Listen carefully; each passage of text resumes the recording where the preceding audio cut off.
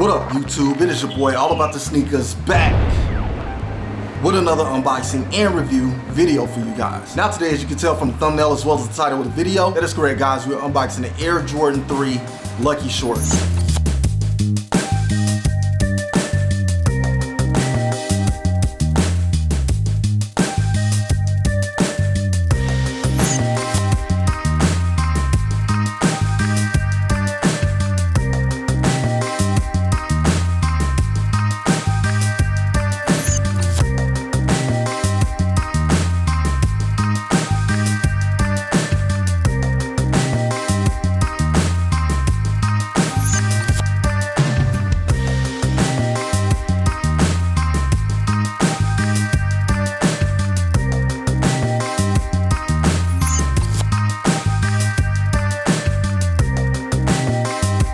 However, guys, in terms of this release, this is a very downplayed sneaker in my opinion. I feel like it's a clean colorway on a clean silhouette. However, the sneaker is sitting, not a bad thing for those of us who want the shoe. It's a good thing that it's easy to get out there and cop, but when I say downplayed, I mean in terms of why some people are not picking this one up. Now, I've heard different things from the elephant print being removed down to the cell midsole, and also comparison of this shoe and the Valor Blue, which is better known as the UNC. Multiple reasons why some people dislike this sneaker, but to be clear, one of the main reasons why the sneaker is sitting is because all of the February 2025 releases that have dropped already and the upcoming March releases. Therefore, sneakers such as this one that doesn't really have much of a history, although it does have a backstory, people tend to leave these sitting so that they can go after the more sought after pair, which is going to be the Air Jordan 12 Flu Game. Not too many releases in March like we had in February, although there are a few, but I think that's going to be the main one that people are after. So there you have it, just my take on why this sneaker is sitting for those of you who are wondering. But again, it's a good thing because now you can go cop a pair if you want this, or you may even be able to wait down the line until it goes on discount, if that even happens, which at this point it looks like it's a possibility. However, keep in mind it is tax season. As people start to get their refunds in, these may dry out pretty quick. Now, if you're new to the channel, or if you're not, make sure you smash that like, subscribe, and share button,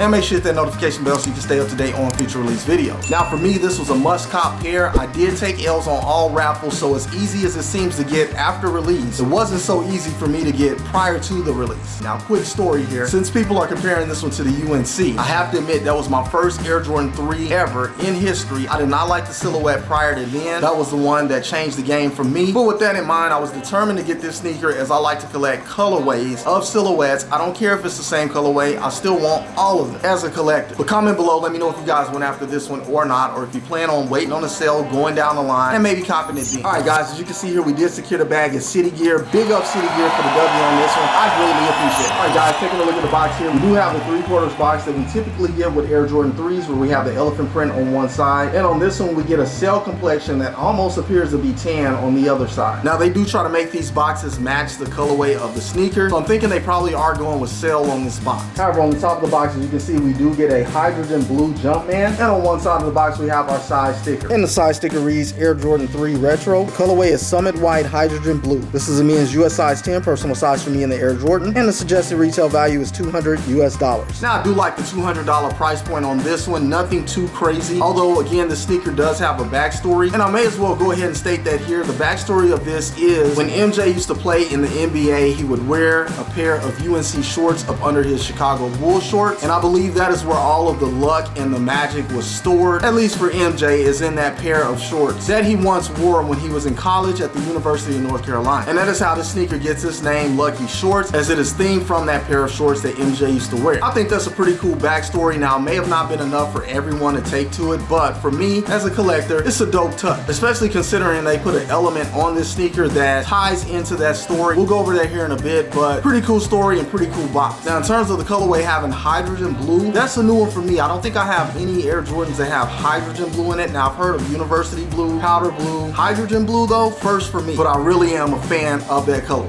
However, let's see what we have under the lid. All right, flipping the lid up on this one, as you can see, we just get plain white underneath, nothing special. Looks like we do have a lot number and QC stamp. And let me get my receipt out of the way. Flipping up the tissue paper, as you can see, we do get the traditional elephant print tissue paper. And let's go ahead and get the shoe out. And there we have it, guys, the Air Jordan 3 Lucky Shorts. A very clean sneaker in my opinion. So glad to have this one in the collection. Super clean sneaker, very premium materials on this one, at least in my opinion. And it's giving me collab-like vibe. Now, when I say collab, some people probably refer to this as as a similar look as the Manir pairs, which they're right, but those pairs scream even more of a collab. This one gives me more of a theme-based sneaker versus an actual collab, which that's what it is. However, let's go ahead and go over it in depth here, starting with our outsole. As you can see, we do get this very, very light blue outsole. Looking at it in the camera, it really gives gray vibes, but when you look at it in person, it does appear to be light blue. Not exactly sure what blue that is, but it's classy. What that does is extend from the front of the shoe to the rear. Now here on this rubber part of the midsole, we do get some sail with sail stitching, as well as we get on this polyurethane foam area here, wrapping around to the rear. However, inside of the air bubble, it appears to be white. Now that could be sail as well. I'm not 100% sure. Very tough to tell what colors are actually on this sneaker. But here on this portion of the midsole, we do get that hydrogen blue painted on. Very, very nice, giving those UNC vibes. On up to the upper here, we have that summit white going around our mud guard, as well as we get here on the upper, and some nice sort of pushy leather. Doesn't feel cheap in my opinion, doesn't feel genuine, but it doesn't feel cheap. Now one of the controversial pieces here is this toe cap. We get this light gray low hair suede. Now I'm gonna be honest, it feels a bit rough. We also get that here on the rear of the sneaker. Now when I say it feels rough, it doesn't feel sandpaper rough, but it doesn't feel like that furry, fuzzy, long hair or mid hair suede that we typically get on a lot of Air Jordans. But does it feel bad? Not at all. It just feels very shaved down. We also get more of that here on our ankle piece, as well as we get on this eye stay area. And overall, I think it blends and meshes well with the entire shoe. Very clean in my opinion. Comparing this sneaker against the Vela Blue, again, aka UNC, I feel like that sneaker is a little bit more for the streets, and this one is more for the office, giving it a casual sort of grown-up feel per se. Now we do get these hydrogen blue eyelets here on the front, as well as we get this one up top on the ankle. We also get some slight off-white eyelets here. Not the same colors we get on the leather, and definitely not the same color as the sail, sort of in between. But other than that, guys, not a bad look on this one, but that pretty much wraps it up for the lateral side of the shoe.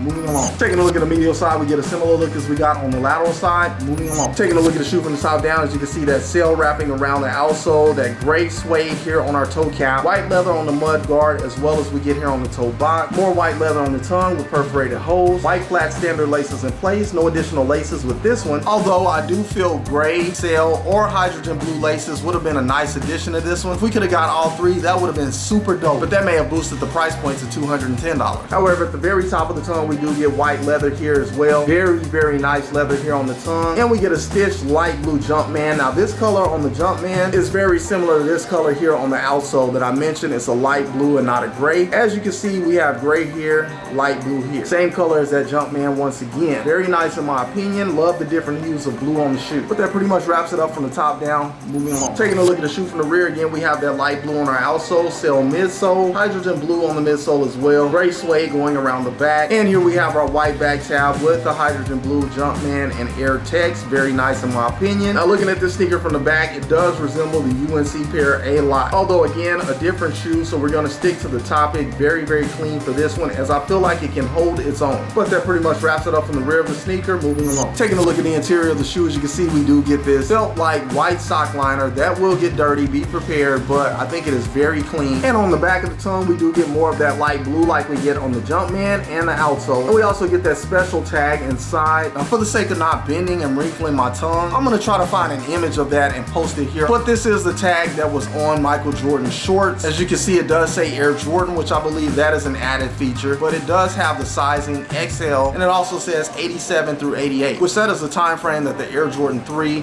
released. Pretty cool in my opinion. That is one of the reasons I really want this shoe, just because of that special little tag in there. That sets it off tremendously, even though no one's gonna see it. But for me being a collector, it's cool for collector's purpose. However, we do get a white insole with a hydrogen blue Jumpman on there, and we do have our size sticker inside. We also have our size tag on the sidewall and tissue paper stuffed inside. But that pretty much wraps it up for the interior on this one. Moving along. All right guys, last but not least, onto the outsole. As you can see, we do have primarily that light blue wrapping around the entire outsole. Again, it appears to be gray, because here we have another hue of light blue, which is a little bit closer to university blue in my opinion. And then here we have more sail on the outsole, and we have that hydrogen blue Jordan text. Very clean in my opinion. The outsole just having so many different light colors of blue, but it will get dirty. Just keep that in mind. However, that pretty much wraps it up for the outsole. Moving along. All right guys, and once again, you just saw right here on All About the Sneakers, the Air Jordan 3 Lucky Shorts, a very clean sneaker. So glad to have this one in the collection. Now I must admit, this sneaker is so clean that if it does go on sale at any point in time, I'm probably gonna double up on it, because I want a pair to rock and a pair to stock. These are very clean, and I don't see how anyone in their right mind cannot like them. But I do understand different strokes for different folks. There's a lot of of people that don't like the removal of the elephant print, but for me, I'm a big time collector on those unorthodox pairs that have something different than an elephant print on them. I have plenty of pairs with the elephant print, so I'm always up for a change. But again, just my opinion. Now once again, comment below, let me know if you guys are going after this sneaker or not. I like to get you guys' thoughts, takes, and opinions on this one. As you know, I'm always in the comments responding. Also, once again, if you're new to the channel or if you're not, make sure you smash that like, subscribe, and share button, and make sure you hit that notification bell so you can stay up to date on future release videos. Now guys, I do appreciate you all for tuning in and rocking with your boy. As you know,